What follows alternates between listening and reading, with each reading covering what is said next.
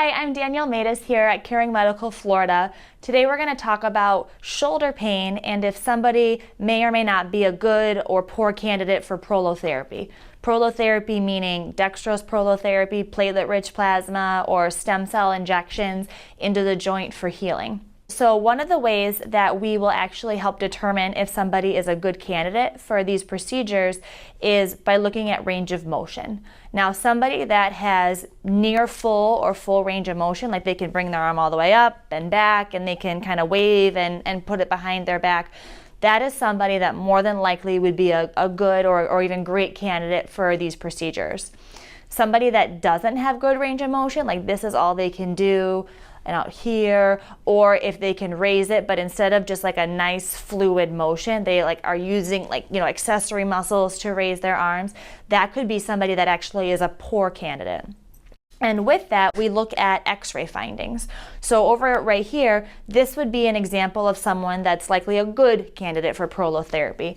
The shoulder is kind of this ball, like say it's ball and socket, but it's more kind of like a golf ball on a tee. There's nice, crisp, bony outline. There's space between the bones. That with full range of motion would likely be a really good candidate for prolotherapy. Again, prolotherapy encompassing dextrose, PRP, or stem cells. This would be somebody that we would maybe say is a fair candidate.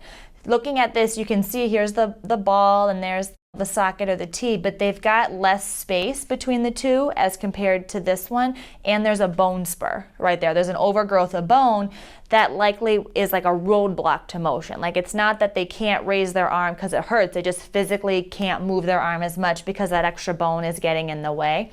We wouldn't be able to get their range of motion back. We can't get rid of that spur, but we likely would be able to help with pain. This down here would be somebody that we would call a poor prolotherapy candidate. So again, if you look, they've got little joint space, as compared to the good candidate. They've got this huge bone spur.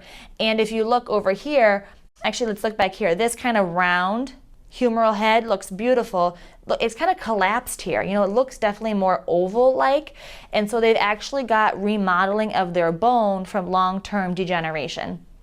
Because we are not able to reverse that or get rid of that bone spur, that would be somebody that would likely need a total shoulder replacement. We likely would not be able to meet their goals in terms of pain or motion in a case like that. But again, somebody that has really good range of motion, full or near full, they've got some pain, those would very likely be good prolotherapy candidates.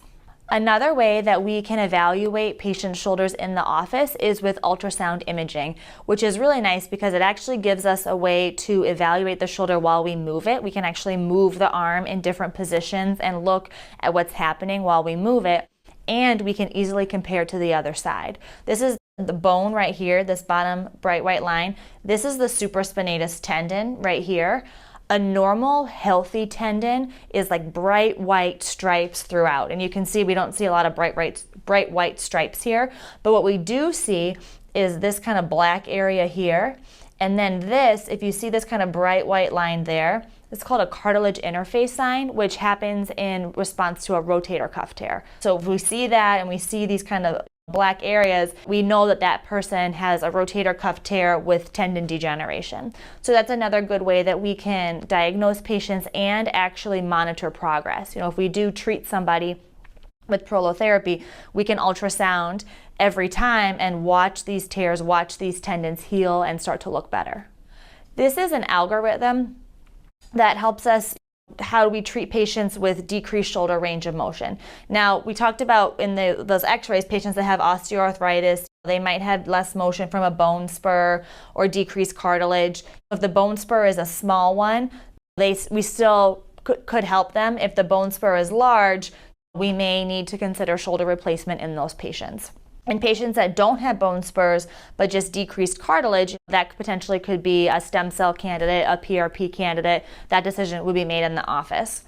Now, some people come in and they have less range of motion. They don't necessarily have arthritis, but what they have is called adhesive capsulitis or frozen shoulder. Some people get a rotator cuff tear.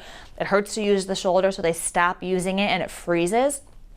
Those are patients that we actually do treat with dextrose prolotherapy to help heal the tear, help heal the reason that they developed the frozen shoulder in the first place.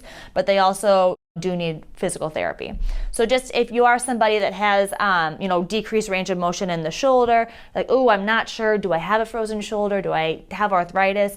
We could order an X-ray to kind of rule things in or out. But in general, this algorithm helps us treat our patients really well. This is an example of what prolotherapy to the shoulder might include. So we do injections into anterior or front ligaments of the shoulder, into rotator cuff tendon attachments, the AC joint.